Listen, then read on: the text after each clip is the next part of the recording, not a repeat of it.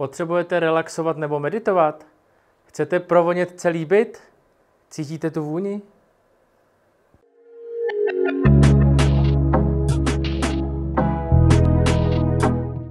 Ahoj, já jsem Honza z IGM, dnes s netradičním videem. V tomto videu se podíváme, jak vyrobit designový stojánek ve tvaru vlny na vonné tyčinky. Rádi byste vybavili svůj domov vhodným designovým doplňkem anebo obdarovali přátele či blízké dárkem vlastní výroby? Máme pro vás tip, jak na to, a manželka vás ještě pochválí. Nyní si společně projdeme celý postup. Nejprve si vyrobíme formu na ohýbání. Formu si vyrobíme například z MDF desky. Pomocí hřebíčků si navrhneme tvar stojánku. Zde si každý může zvolit tvar, který mu vyhovuje. Mezi hřebíčky vložte tenký plátek dřeva. Výsledný tvar obkreslete na desku tužkou. Nyní je třeba vyříznout tvar podle zakreslené linky.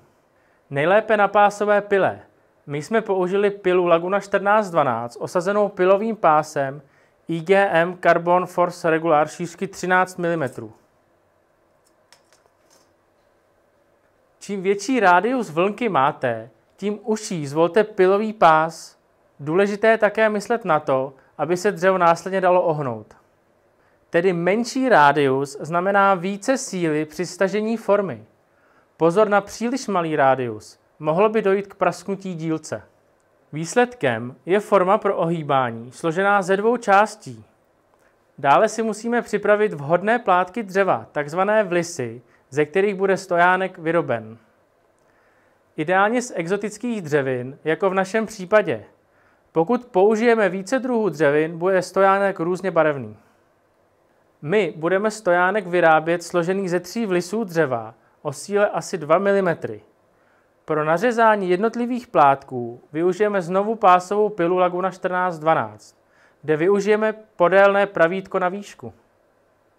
I zde je potřeba zvolit vhodný pilový pás. Při podélném řezání rovných vlisů doporučujeme zvolit nejširší možný pás.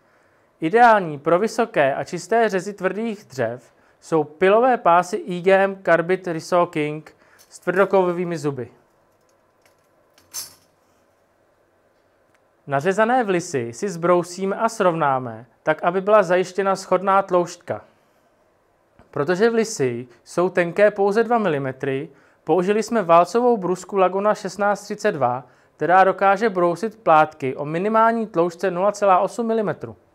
Použili jsme brusný pás hrubosti 80.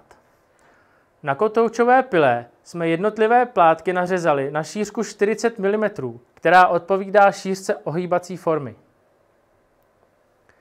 Ideální pro řezání exotických dřevin jsou ultratenké pilové kotouče, které mají menší prořez, například kotouče CMT řady 271, 272 a 273.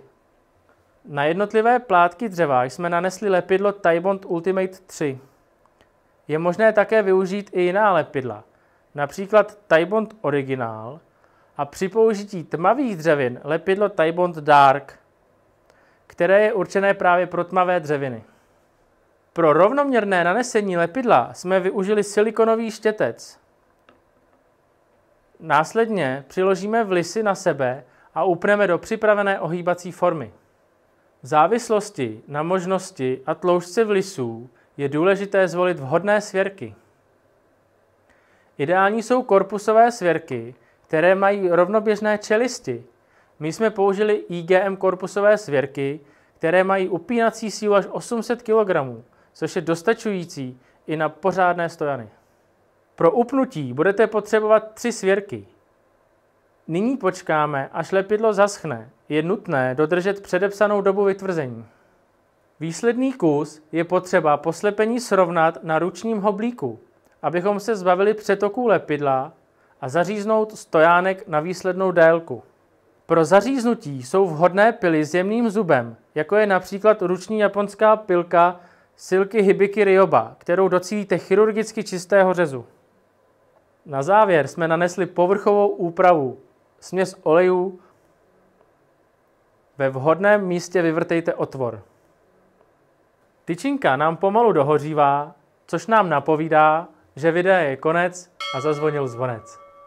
Doufám, že se vám video líbilo. Díky, že jste se koukali. Případné otázky dejte do komentářů a my se uvidíme u dalšího videa. Ahoj!